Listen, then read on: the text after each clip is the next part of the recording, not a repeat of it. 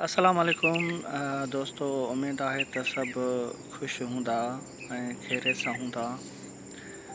Social media जे through जॾहिं ॾिसंदा आहियूं त फलाणा 2 भाइर क़तल थी विया।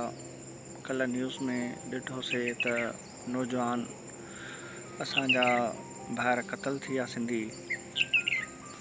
कुझु माण्हू अगवा थी विया, कुझनि जे मथां कर्ज़ु वधी वियो। मतिलबु असांजे सिंध में क़तल आम अलाए छो ॾींहों ॾींहुं वधंदो वञे थो, मायूसी वधंदी वञे थी। इन जो सबबु छा आहे?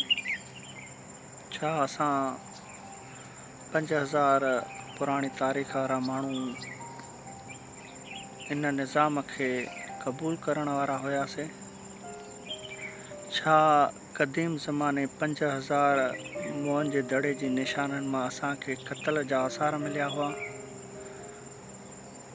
छा असांजी तारीख़ हिकु धाड़ेलनि वारी, हिकु अगवाउनि वारी या नफ़रतुनि वारी हुई? असांजे सिंध सिविलाइज़ेशन छा कारोकारी ऐं हिक ॿिए खे नफ़रत जी निगाहनि वारी हुई? कॾहिं बि न। अगरि असांखे तारीख़ खे पढ़ियो वञे, 5000 साल पुराणी तारीख़ का घटि न आहे। 200 साल ताईं, 300 साल ताईं जेकी तारीख़ूं आहिनि उहे बदिलजी वञनि थियूं, पर 5000 क़दीम जेकी सक़ाफ़त आहे उहा अॼु बि उहा निशानदेगी करे थी त असां हिकिड़ा पढ़िया लिखिया, असां हिकिड़ा उन दौर में एक्सपोर्ट ऐं इम्पोर्ट जो मर्कज़ मुंहिंजो दड़ो रहियो आहे। कपिड़े जो ठहण हिते निशानियूं मिलंदियूं आहिनि, पर अॼु ज़मीन जे टुकड़नि ते, नंढड़ियुनि ॻाल्हियुनि ते 3 क़तल थी विया, 4 क़तल थी विया। अॼु फलाणे ॻोठ में फलाणी माई कारी थी वई, हिन कचे वारे साइड में न वञो, धाड़ेलनि अगवा करे वेंदा अव्हां खां तावन वठंदा। मां उन सभिनी दोस्तनि खे ऐं सभिनी सिंध वासियुनि खे अर्ज़ु कंदुमि, कंहिंजे मथां इल्ज़ाम हणूं त भाई वॾेरनि जा कम आहिनि, हे सियासियुनि जा कम आहिनि, हे जागीरदारनि जा कम आहिनि, ही उन्हनि जा कम आहिनि। इल्ज़ाम हणण खां पहिरियां असां पाण छा आहियूं, पंहिंजे पाण ते अमल छो था कयूं? छा मां पंहिंजे भाउ सां सही थो हलां? छा पंहिंजे ॻोठ वारनि सां, रिश्तेदारनि सां मां सही थो हलां? छा मां पंहिंजे औलाद खे पूरा हक़ ॾियां थो? छा मां पंहिंजे औलाद खे सही तरबियत ॾियां थो? छो इन्हनि शयुनि मां निकिरण में असांखे देरि छो थी लॻे? आख़िर इन ॻाल्हि ते सोचणु घुरिजे सभिनी खे। असां इन जेके गंदे निज़ाम में रहिया पिया आहियूं, जेको असां पाण मुसलत कयो आहे, पंहिंजे पाण खे चेंज करण जी कोशिशि न कई आहे। जॾहिं असां पंहिंजे औलादनि खे सुठी तरबियत ॾींदासीं, इल्मु ॾींदासीं, इल्मु ऐं शऊर 2 डिफरेंट शयूं आहिनि। जॾहिं इल्मु अचे थो त कुझु माण्हुनि खे शऊर न आहे, पोइ वरी शऊर इम्पोर्टेंट आहे, शऊर सां गॾु इल्मु इम्पोर्टेंट आहे, 2 शयूं गॾु हलणु खपनि। नंढड़ियुनि ॻाल्हियुनि ते जहिड़ो आहे नौजवान 18 साल जा, 20 साल जा माण्हू मरी था वञनि, छा अहसासु न आहे? छा जेके माण्हू 60 साल जा घर जा वॾा आहिनि, ॻोठ जा वॾा आहिनि, उन्हनि में इहा अहमियत छो नथी थिए जो माण्हुनि खे अवेयरनेस ॾियनि? या माण्हुनि जे मथां रहम कनि। आख़िर इन बुरे हालातनि मां निकिरण जे लाइ असां वटि को त हल हुजे। उहो हल सिर्फ़ु और सिर्फ़ु तव्हांजी सोच सां ॿधलु आहे।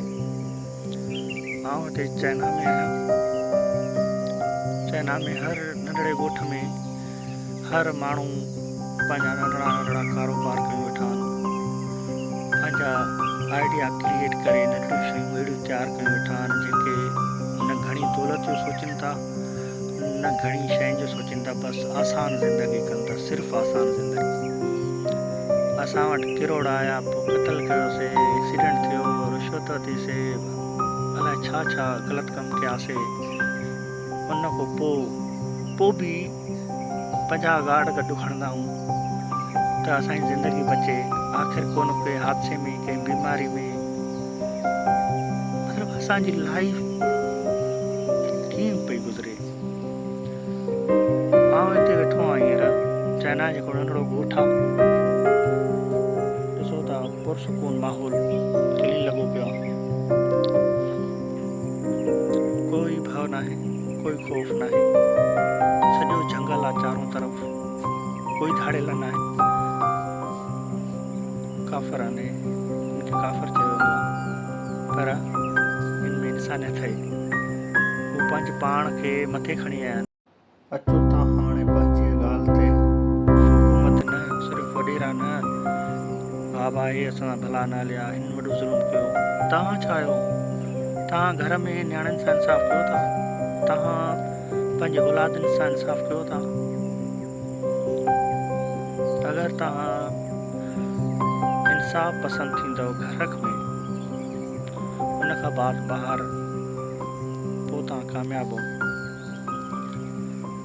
ऐं ख़ुदार थियो, ख़ुदा खे मञियो।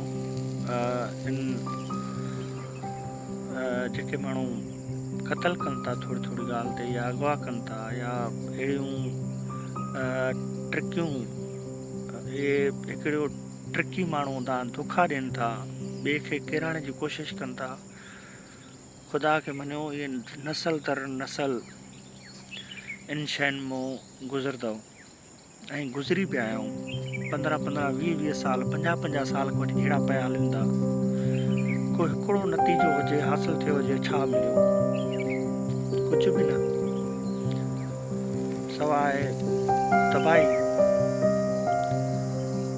कंहिं महिल जहिड़ो थियो वॾो, हितां हिकु ॻोठ खां लॾ पलाण करे वियासीं ॿिए शहर, वरी उते जहिड़ो थियो वरी टे शहर, ईअं ज़िंदगी पई गुज़रे थी। पोइ जॾहिं लॾ पलाण थिए थी, पोइ न उते असांजी अना परस्ती हले थी, न ई का गिरत हले थी। पोइ माण्हू आख़िर जॾहिं पोड़ो थिए थो, लठ हथ में अचे थी, पोइ अहसासु थिए थो, यार बसि हे थी वियो असांखो, हे न थिए हा, हे न थिए हा।